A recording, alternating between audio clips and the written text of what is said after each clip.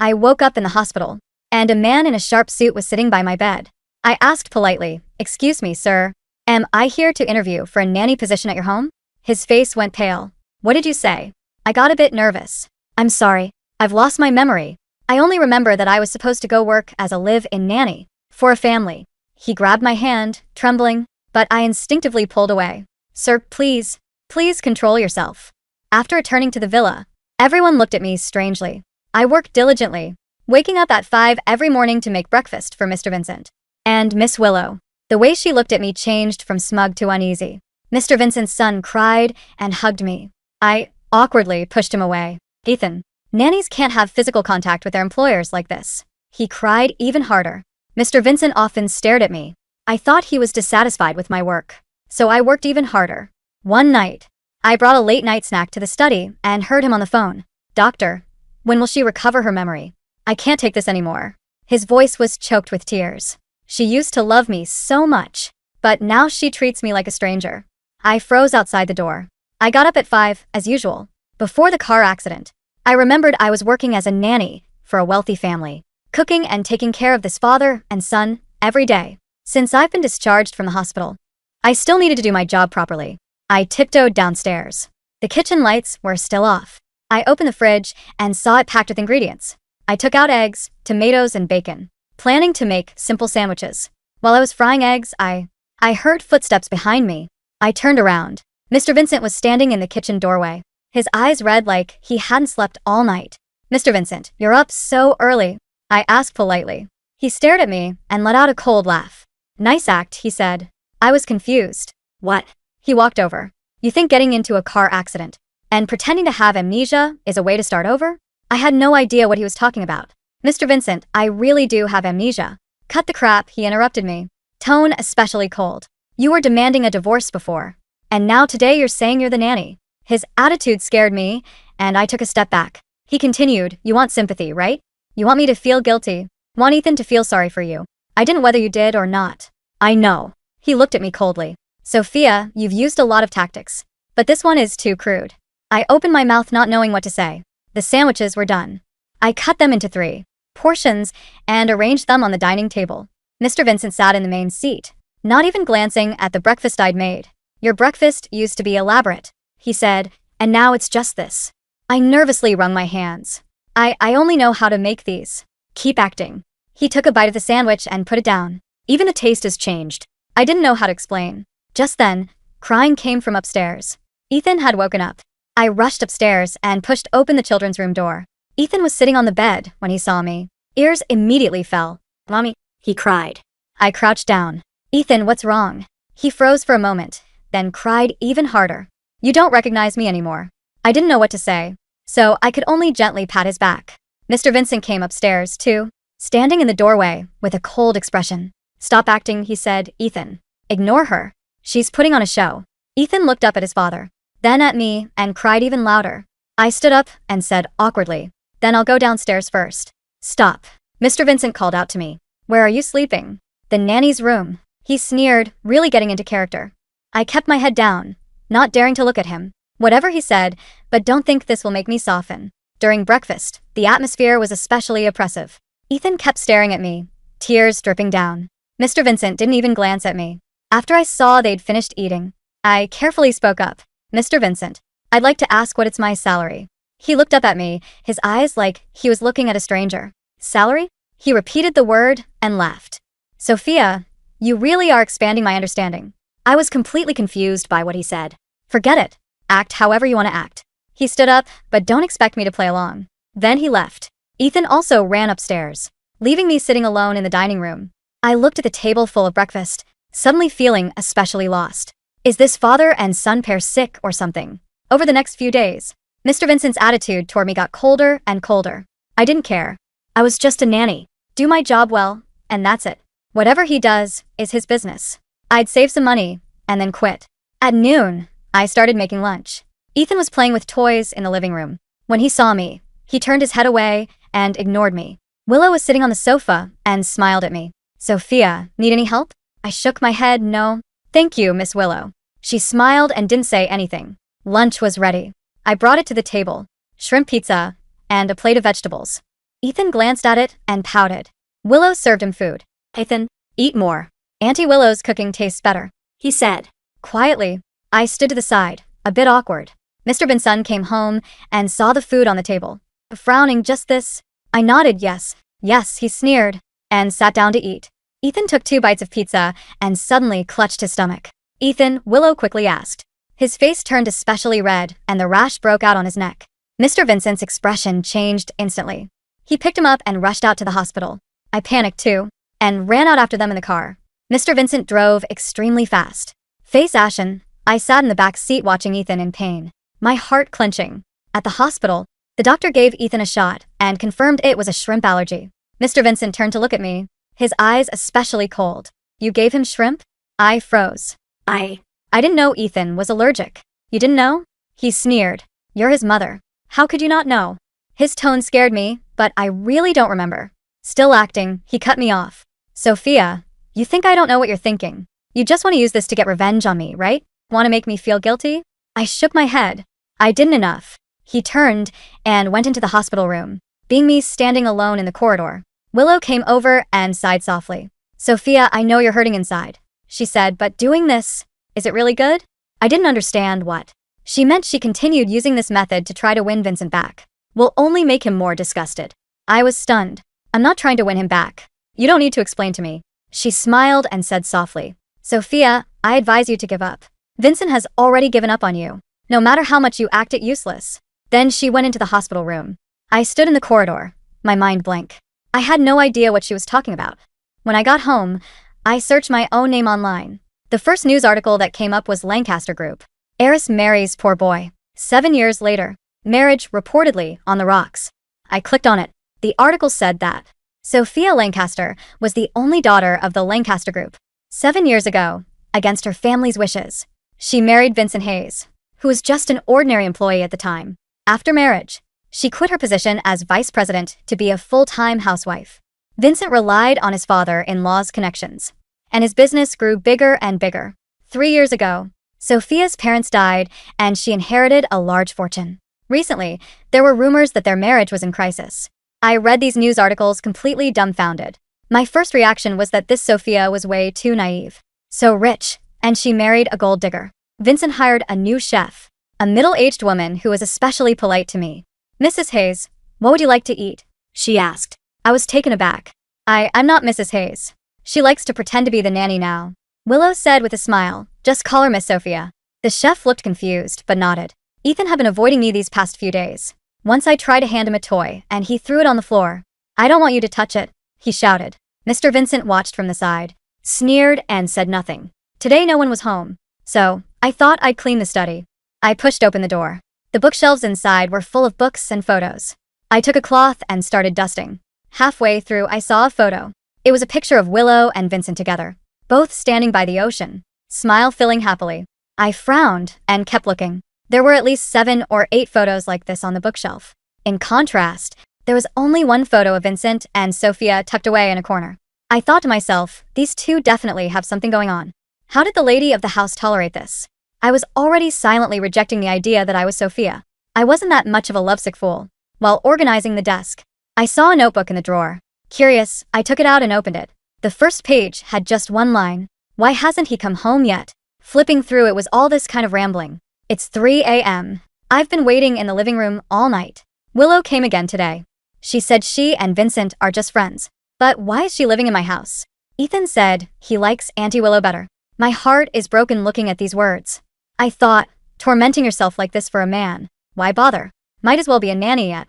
At least there's a salary. I kept flipping. We fought again today. He said I was being unreasonable. I just wanted an explanation. Does that count as being unreasonable? Ethan defended Willow today and said, I'm a bad mommy. I'm so tired. The handwriting got messy A and messy A. Some places had tear stains. I flipped to the last page. There was only one sentence. I want a divorce now. That's more like it. This kind of person deserves a divorce. I casually put the diary away. This crybaby, lovesick fool definitely isn't me. At dinner that night, Ethan kept staring at me. His eyes were red like he'd been crying. Mommy, he suddenly called out quietly. I looked up at him. Do you really not remember me? He asked, his voice trembling. I didn't know how to answer. Mr. Vincent put down his fork and looked at me, a hint of expectation in his eyes. I opened my mouth and finally nodded. Ethan cried. Willow quickly comforted him. Ethan, sweetie, don't cry. I also said, Ethan, don't you like Auntie Willow the most? Having her here is enough. Ethan froze, then ran upstairs crying. Mr. Vincent stood up and looked at me coldly. Have you acted enough? I said, even lying to your own son? Then he went upstairs, too. Only Willow and I were left at the dining table. She sighed, Sophia, why do this? I didn't say anything. She stood up, walked over to me and said softly, you know what? Vincent actually cares about you a lot. Just that what you've done these years has really disappointed him. She patted my shoulder and went upstairs. I was a bit helpless. What's there to act about? He cares about me, but I don't care about him. These past few days, Mr. Vincent's attitude toward me had softened a little.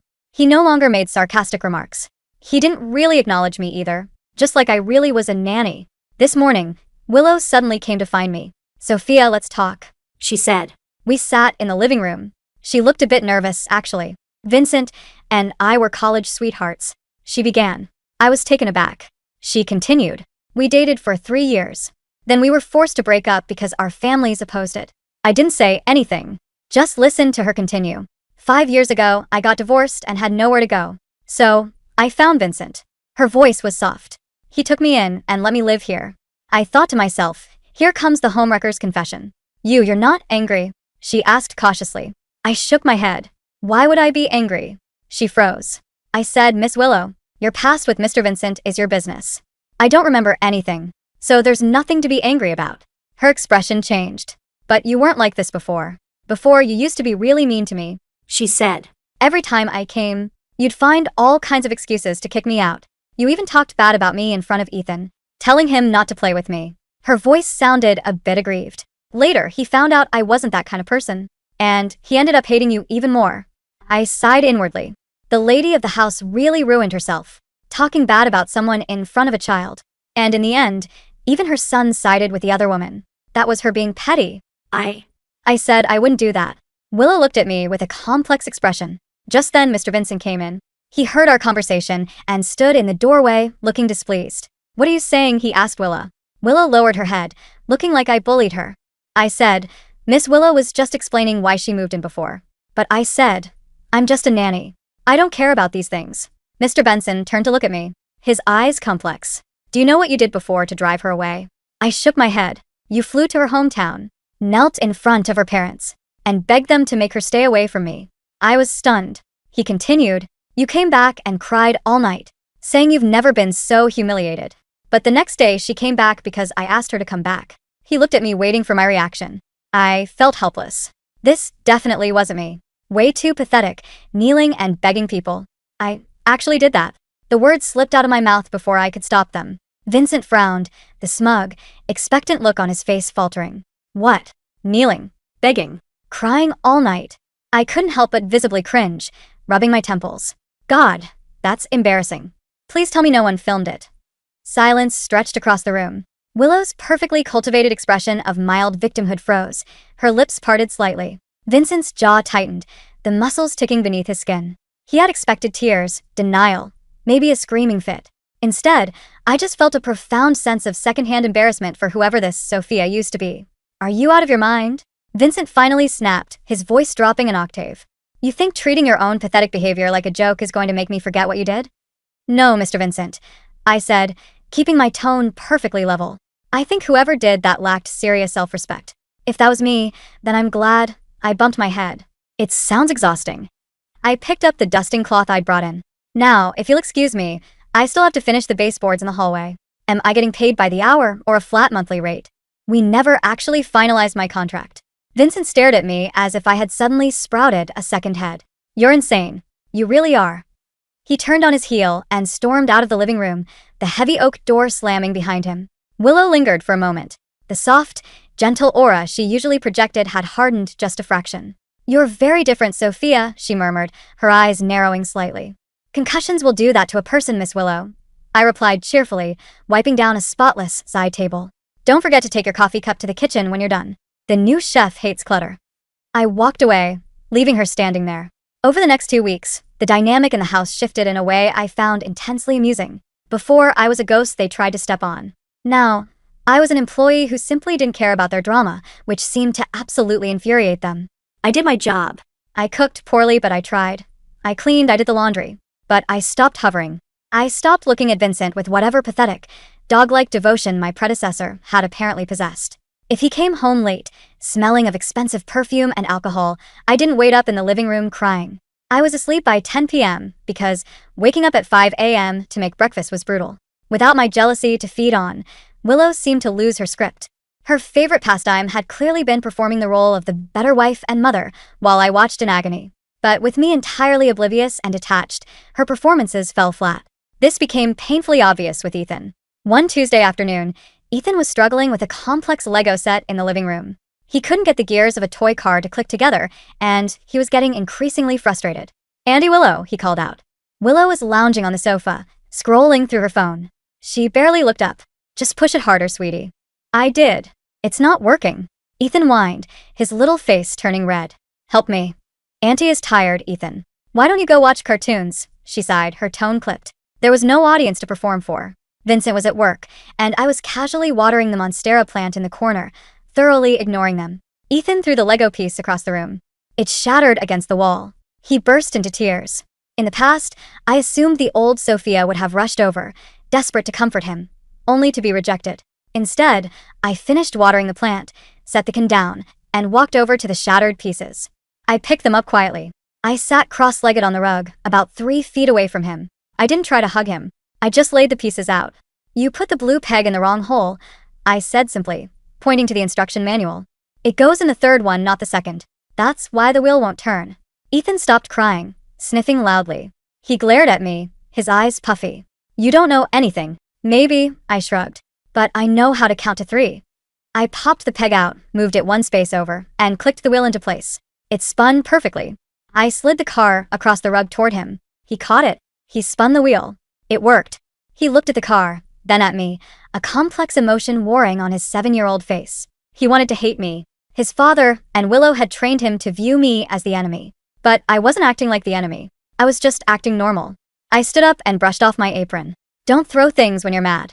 It doesn't fix the toy, and it just means you have to clean it up." I walked back to the kitchen. I felt Ethan's eyes on my back the entire way. That night, after everyone went to sleep, I sat in my small room, the nanny's room on the first floor. The bed was hard, the room was drafty, and I was incredibly tired of being broke. I had been doing some thinking.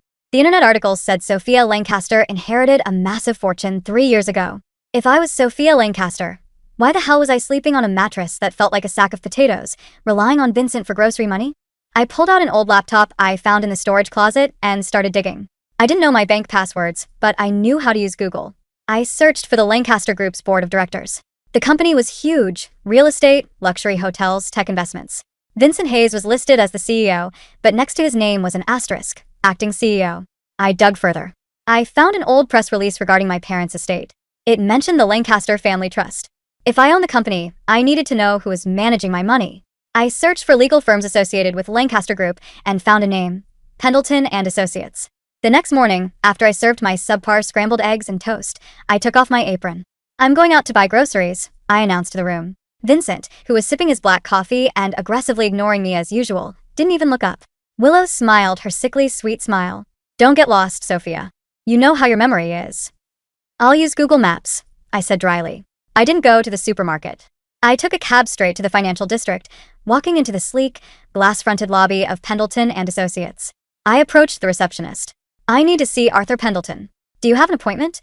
The receptionist asked, eyeing my faded jeans and plain sweater. "No." "Tell him Sophia Lancaster is here." The girl's eyes widened. She made a hurried phone call, and less than 2 minutes later, a silver-haired man in an immaculate 3-piece suit practically sprinted into the lobby. "Sophia?" Arthur Pendleton breathed, looking at me as if I were a ghost. "My God." "Vincent told the board you were in a specialized clinic in Switzerland recovering from a severe mental breakdown following your accident." I blinked. A mental breakdown in Switzerland? That's creative. "No, I'm currently employed as a live-in nanny at my own house. The pay is terrible." Arthur's jaw dropped. He quickly ushered me into his corner office, locking the door behind us. I sat down in a plush leather chair and gave him the short version. The car crash, the amnesia, waking up to a husband who hated me, a mistress living in my house, and a son who treated me like a stranger. I don't remember the past, Arthur, I said, leaning forward. And honestly, I don't want to. From what I can tell, the old me was an emotional wreck who let a man walk all over her. I just want to know where I stand financially. Am I actually rich, or did I give it all to him? Arthur let out a long, heavy sigh, removing his glasses. Sophia, your parents set up an ironclad trust. You are the sole beneficiary. When you married Vincent against their wishes, they made absolutely sure he couldn't touch the principal without your explicit, notarized signature. He only has access to the dividends, and even then, his position as acting CEO is contingent on your approval. You gave him proxy voting rights 3 years ago because you wanted to be a full-time mother. I gave the guy who hates me the keys to my company so I could stay home and bake? I groaned, burying my face in my hands. I was an idiot. Respectfully, yes, Arthur said gently. But the proxy is revocable. And the house you live in? The villa? It's in your name. Vincent has been trying to get me to release funds from the core trust for the last 6 months to cover some massive losses he took on a bad real estate development. I refused because you hadn't signed off. He told me you were too unstable to handle business. A cold, sharp clarity washed over me. Vincent didn't just hate me. He was trapped. He needed me pliable, broken, and desperate for his approval, so I would sign over the rest of the money. Willow moving in wasn't just an affair, it was psychological warfare to break my spirit. When I woke up with amnesia, he didn't send me to a hospital because he needed me close. He put me in the nanny's room to humiliate me, hoping the shock would snap me back into the desperate, groveling wife I used to be. Arthur, I said slowly, a smile spreading across my face. How fast can we revoke his proxy? I can have the paperwork drafted by tomorrow. Do it. Don't notify him yet. I want to freeze his access to the Lancaster accounts. Keep paying the standard employee salaries, but freeze all executive bonuses and capital expenditures. Cut off the company credit cards. Arthur's eyes gleamed with a predatory satisfaction. It will be my absolute pleasure. It's good to have you back, Sophia. Your father would be proud. I don't know about my father, I said, standing up. But I'm definitely starting to like myself a lot more. I returned to the villa carrying 2 bags of actual groceries to keep up appearances. The house was quiet. I walked into the kitchen, humming slightly, when I heard raised voices from the study upstairs. I paused, setting the bags down softly, and crept up the stairs. The heavy oak door of the study was cracked open an inch. What do you mean? My card declined? Willow's voice was shrill, completely devoid of its usual syrupy sweetness. Vincent, I tried to buy the Birkin bag today, and the boutique manager looked at me like I was a beggar. Keep your voice down, Vincent hissed. There's a temporary freeze on the executive accounts. Pendleton is being a bastard about the annual audits. I'll sort it out next week. You said you'd have full control by now. Willow snapped. You said her brain was scrambled from the crash, and you could finally get her to sign the power of attorney. Instead, she's downstairs acting like a robot. She doesn't even care that I'm here. Do you know how boring it is playing this game when she doesn't react? She's faking it, Vincent growled. I know her, Willow. She's completely obsessed with me. She's just trying a new manipulation tactic. She thinks acting aloof will make me want her. Just give it a few more days. I'll break her. I stood in the hallway, my expression entirely deadpan. Obsessed with him? The man had the ego the size of a blimp. What about Ethan? Willow complained. He's getting annoying. Yesterday, he asked me to play with him 3 times. I'm not a babysitter, Vincent. I only play the doting mother when Sophia is watching, so she loses her mind. If she doesn't care, I'm not wasting my time with the brat. A cold spike of genuine anger pierced my chest. I didn't care about their affair. I didn't care about Vincent's delusions. But Ethan was a 7-year-old kid. My kid, apparently. A kid who had been manipulated into hating his own mother, used as a pawn by a woman who couldn't stand him, and ignored by a father who only cared about money. I stepped back from the door, my footsteps perfectly silent on the plush carpet. The game was over. I wasn't just going to divorce him. I was going to eviscerate him. The following Saturday was the anniversary of the Lancaster Group's founding. It was an annual gala, a massive high society event. In previous years, I gathered from my internet sleuthing, Sophia had attended clinging to Vincent's arm, looking nervous and out of place in her own company, while Vincent networked like a king. This year, Vincent didn't even bother to tell me about it. At 4 p.m., a team of stylists arrived at the villa for Willow. She spent 3 hours getting her hair, makeup, and dress done. When she finally descended the grand staircase, she was wearing a breathtaking emerald green gown that probably cost more than a car. Vincent was waiting in a tailored tuxedo. You look stunning, he murmured, kissing her cheek. I was standing by the dining table, wiping it down with a rag. I looked up. Are you guys going out? Should I make dinner for Ethan? Vincent shot me a look of pure disdain. Yes. We have an important corporate event. Don't wait up. He didn't even mention that it was my company's event. Have fun, I said mildly. As soon as their Maserati pulled out of the driveway, I threw the rag into the sink. I walked upstairs to the master bedroom. I hadn't been in here since I was discharged from the hospital. I bypassed Vincent's side of the closet and went straight to the back, where a fingerprint-locked safe sat in the wall. Arthur had given me the override code yesterday. I punched it in. The heavy steel door clicked open. Inside were my mother's jewels. I pulled out a velvet box containing a spectacular diamond and sapphire necklace. Beneath the jewelry boxes was a black garment bag. I unzipped it. It was a custom-made midnight blue silk gown I had apparently ordered from Paris months before the accident, never worn. I took a shower. I did my own makeup, sharp, clean, a bold red lip that screamed confidence, not desperation. I pulled my hair into a sleek, elegant twist. I slipped into the dress, which fit like a glove, and fastened the sapphires around my neck. I looked in the mirror. The woman staring back wasn't a crying, desperate housewife. She looked like a CEO. She looked like a Lancaster. I walked downstairs. Ethan was sitting on the living room floor, watching TV. He heard my heels clicking on the marble and turned around. His mouth fell open. "Mommy," he whispered. It was the first time he'd called me that without anger or tears. He just looked awestruck. I walked over and crouched down, careful not to ruin the dress. "Hey, kiddo. I have to go to work for a little bit."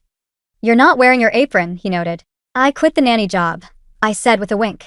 "Mrs. Gable is going to come over and hang out with you, okay? I ordered you a pepperoni pizza. The good kind, not the healthy stuff." Ethan smiled, a genuine, small smile. "Okay. And Ethan?" I paused, looking into his eyes. "For what it's worth, I'm sorry. I know I haven't been acting like a normal mom lately. I've had a lot going on in my head. But from now on, things are going to change. I promise." He didn't fully understand, but he nodded. "You look pretty." "Thanks, kid." Mrs. Gable, the chef, arrived a few minutes later. When she saw me, she nearly dropped her purse. "And Mrs. Hayes?" "Just Sophia, Mrs. Gable," I corrected smoothly. "Keep an eye on him. I have a party to crash." Arthur's sleek black Maybach was waiting for me outside.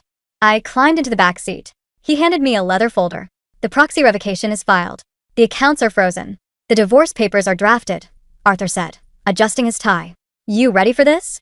I've never been more ready for anything in my life. The ballroom at the St. Regis was packed with the city's elite. Crystal chandeliers threw fractured light over hundreds of guests in tuxedos and gowns. At the front of the room, on a raised dais, Vincent was holding court, a glass of champagne in his hand, laughing with a group of investors. Willow stood by his side, beaming, playing the perfect substitute wife. The doors to the ballroom were heavy mahogany. I nodded to the two ushers. "Open them."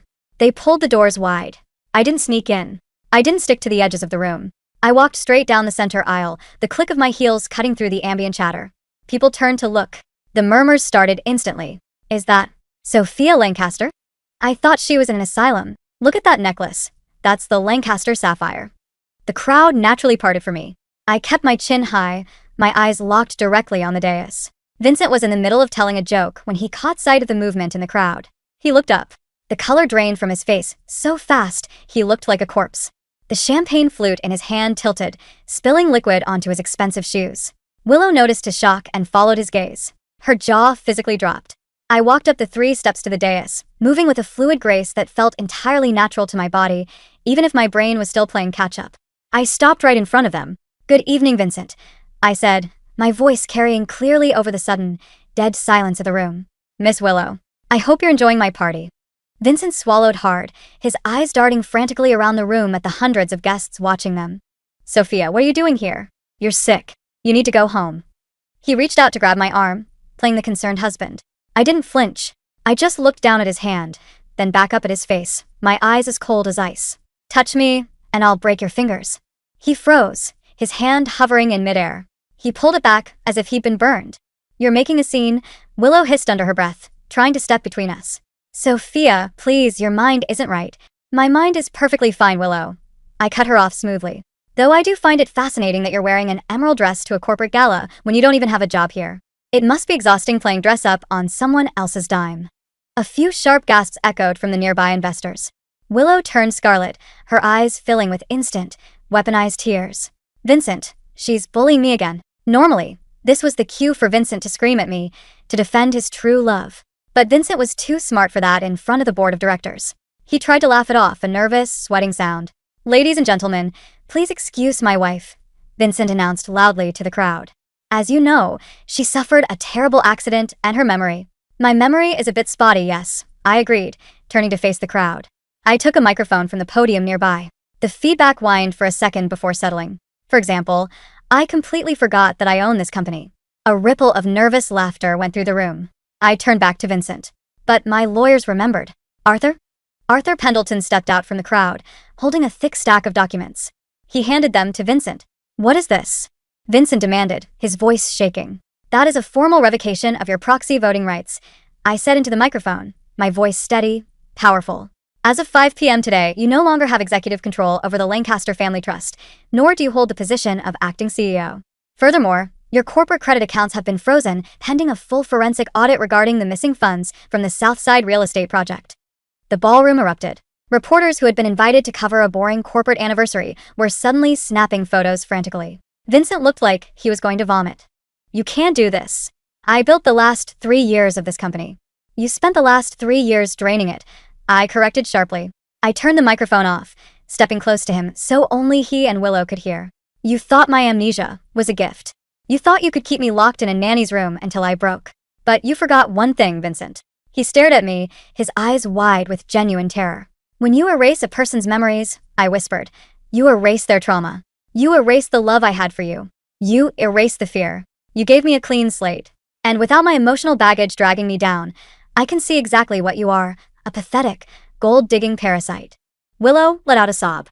Vincent, do something. Shut up, Willow. Vincent snapped at her, completely dropping the loving facade. He looked at me, desperation creeping into his voice. Sophia, please. We can talk about this at home. Privately. Don't humiliate me like this. I reached into my clutch and pulled out a single, folded document. I slapped it against his chest. He reflexively caught it. We don't have a home anymore. Those are the divorce papers. You have 24 hours to pack your things and get out of my house. Both of you. I didn't wait for his response. I turned my back on them and walked off the dais. Arthur flanked me as we walked out the way we came, the crowd parting like the Red Sea, flashbulbs popping in my face. I had never felt so light. The fallout was spectacular. Vincent tried to fight the divorce, naturally. He hired expensive lawyers, trying to claim a share of the Lancaster fortune. But Arthur was a shark. He brought the forensic accountants to court, proving Vincent had embezzled over $4 million to fund Willow's lifestyle and cover his bad investments. Faced with the threat of criminal prosecution, Vincent folded. He signed the papers, taking only what he had come into the marriage with. Nothing. Willow didn't stick around. Once the credit cards were declined and Vincent was forced to move into a cheap apartment on the outskirts of the city, her undying love vanished. I heard through the grapevine she left him for a 60-year-old shipping magnate 2 months later. I took back my life. I didn't return to the kitchen. I went to the boardroom. It took months of grueling work, long nights, and crash courses in business management, but I learned. I hired competent advisors, I listened, and I fired the dead weight Vincent had brought in. But the most important work I did wasn't in the office. It was at home. With Vincent and Willow gone, the villa was quiet. It was just me, Ethan, and Mrs. Gable. The first few weeks were rough. Ethan was confused, angry, and acting out. He missed his father, even though his father rarely called. He threw tantrums. He broke things. The old Sophia would have cried. The amnesiac Sophia set boundaries. When he threw a plate of food on the floor, I didn't yell. I handed him a broom. Clean it up. Then you can make yourself a peanut butter sandwich. He cried. He screamed. I sat at the table and read a financial report until he was done. Eventually, he picked up the broom. Slowly, the poison drained out of him. He realized I wasn't going to react to his provocations, but more importantly, he realized I wasn't going to abandon him. I showed up to his soccer games. I helped him with his homework. I didn't smother him with anxious, needy affection. I treated him like a person. One evening, about 6 months after the gala, we were sitting in the living room. I was reviewing some contracts on my tablet and Ethan was building a massive Lego castle. Mom, he asked quietly. I looked up. Yeah, buddy? Are you ever going to get your memory back? I set the tablet down, looking at him. His big, dark eyes were watching me carefully. He looked nervous, as if he was afraid of the answer. I don't know, I said honestly. The doctors say it might never come back. He looked down at his Legos, snapping a gray brick into place. Okay. Does that bother you? I asked softly. He hesitated, then shook his head violently. He looked up at me, his eyes fiercely determined. No. I like this mom better. The old mom cried all the time. You don't cry. You're basically a superhero. A laugh startled its way out of my throat, warm and genuine. I felt a stinging behind my eyes. Not tears of sadness, but of profound relief. Well, I smiled, walking over and sitting cross-legged on the rug beside him. Superheroes have to build castles, too. Hand me that blue piece. He handed it to me with a grin. I didn't know who I used to be. I didn't care. The woman who woke up in that hospital bed feeling like a lost, terrified nanny was gone. In her place was someone entirely new. Someone who didn't take orders, didn't fry eggs at 5 a.m., and definitely didn't beg for love. I snapped the Lego piece into place. It was a perfect fit.